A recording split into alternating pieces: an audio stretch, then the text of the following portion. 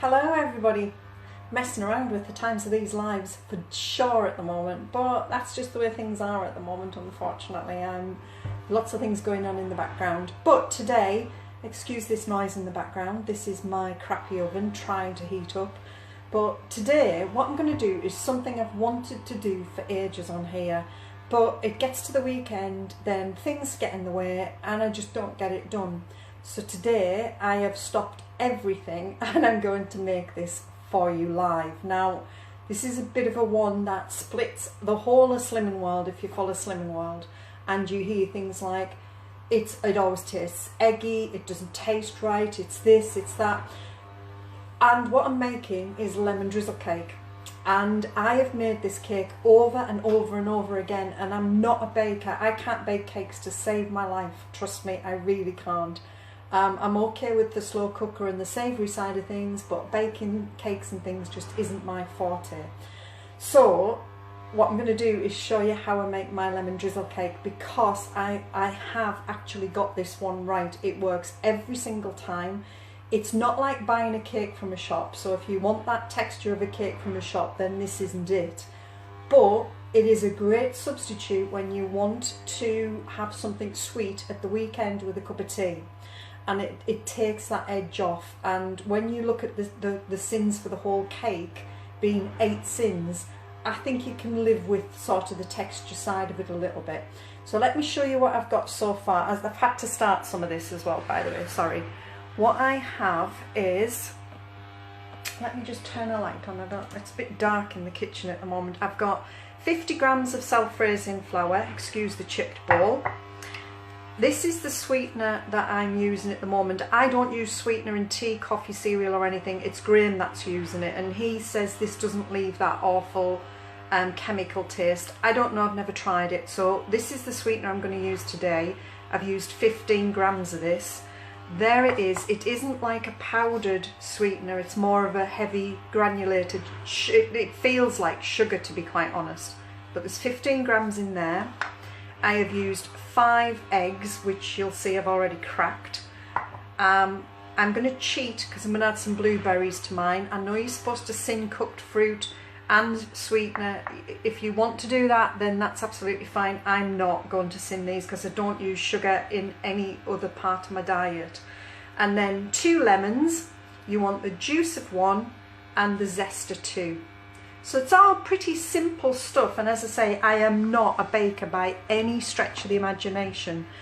Now the first part of this is what I've done is separated the eggs, so I have yolks in one bowl, whites in another. Make sure it's in a nice big bowl so you can really get it whisked up. And as you can see, I've got this into really good stiff peaks. It's got a lovely wobble on it, it's not moving. Take your time to get this into this really good stiff mixture, because that makes all the difference to the cake. And with the 5 yolks, this is going to be where I prep everything now. So I've got 5 yolks in here. Make sure you get no whites in one and yolks in the other, because Molly did that when she was little and I made this, and the cake was just a disaster. So as always, just sieve your flour, whack that through. As I say, I am not a baker, so please excuse this. Add your sugar. It's pretty simple so far. So we've got the eggs and the sugar in there. And I'm going to add in to this the zest of these lemons. So just quickly, you can add some vanilla to this if you want as well. It's entirely up to you. So in goes the lemons, and then I want the juice of 1 lemon. Sorry, I probably should have done this earlier. Try not to get any of the white piffy bit if you can. And then the juice of 1 lemon. Let me grab my little gadget here which gets all the juice out.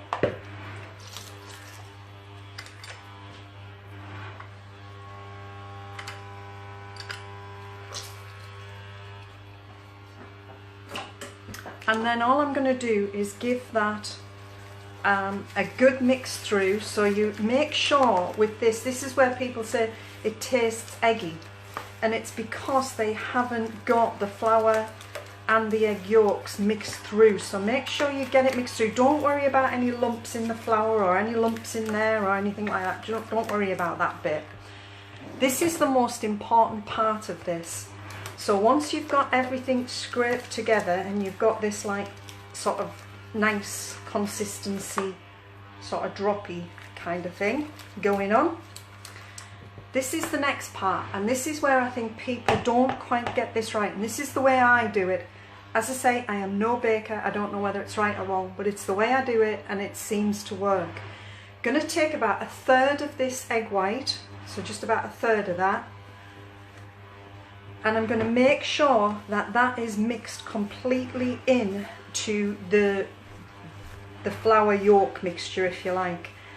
Now this takes a little bit of time to get this mixed through, but this I think is the important part, because if you keep seeing this, if people leave it like that, can you see how that white is not mixed through? And that's when you take a bite of the cake and you get that eggy taste. You've got to get that white mixed into this mixture, and if you mix about 1/3 of it in the beginning, it makes it so much easier to get the rest of the whites in. Try not to beat it, try to just fold it gently in. So as you can see now, there is no white trails through that mixture. And now what I'm going to do is the other part, which is dead easy, is just mix that bit in. And this should now make it quite easy. Try not to beat it, just try and fold it. I'm sure somebody will tell me I'm supposed to do this with a metal spoon, but yeah. This is me. But yeah, just try and fold it, just keep turning the ball, try and make sure that you don't see any of those white trails through the mixture. You know, make sure it's all incorporated in. As I say, that noise is still my oven trying to get to temperature. It's got to be the worst oven ever. Okay, so there you go. I appreciate this is a bit of a long one for me, but as you can see, the mixture's still quite foamy, which is what we want. And I'm going to cheat, and I'm going to put in some blueberries. I'm going to keep a couple for the top, just mix them in. No doubt they'll all sink to the bottom, don't worry too much about that. And then I have my, oh, let me put that back on the tray, my mould, and all I'm going to do is pour that into the mould. This is going in about 170, 180 for about 20 to 30 minutes depending on your oven. Just do the cake test, you know, stick through it, you know, does it come out clean, that kind of thing. It's exactly the same. When this is cooked, you can prick it and add more lemon juice if you want. Okay, and let's see if I can just grab a couple of these on before they go into the oven before it sinks. Stay there. Let me just push this into the oven. So into the oven it goes. That is it, job done. Give that half an hour. So that is my live today. It's a cake. I've made a cake for you.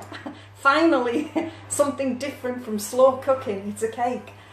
There you go. That's how I do lemon drizzle cake. I will show you how this ends up, and because I'm going to top this as well with probably some quark or something like that. But I'm going to use it over the weekend with a cup of tea when I want something sweet instead of, you know, I'm going to be honest, I've been snacking at biscuits a little bit as well, which is that I need energy. So I'm going to try and use the cake this weekend as a, you know, when I want a sweet hit, I'll use that. I used to use them all the way through my journey, and I just haven't made one for ages and ages and ages. So that is my live lemon drizzle cake, and if you've got any questions, just drop them below as always.